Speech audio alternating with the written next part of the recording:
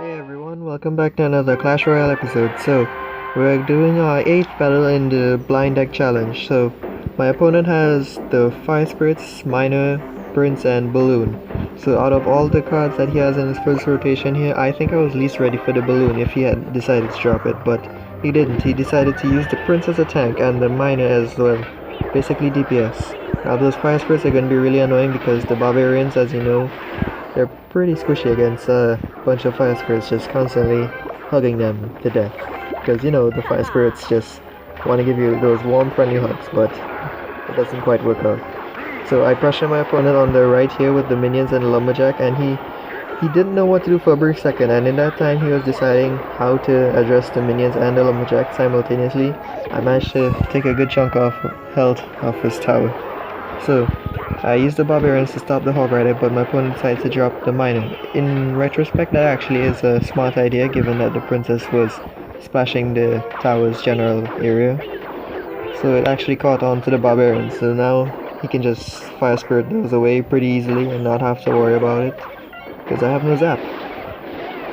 So yeah, as you may have seen now, I have the Expo in my hand now, and I wasn't really sure if to use it, but I decided, you know what, I gotta get it out of my hand sooner or later, so why not? So it didn't really do anything for me because the prince shut it down, but luckily the Ice Wizard at least is there to help out on defense. So yeah, Ice Wizard versus Princess. Ice Wizard wins. Trust me folks. The Princess only gets like 1 to 2 shots at most on anything when an Ice Wizard is targeting her. Unless the Ice Wizard is really low on health, there can't be really much damage done in the hole. So yeah, Enraged Ice Wizard. Still not enough to kill skeletons quite right. Again, the Miner and Hog.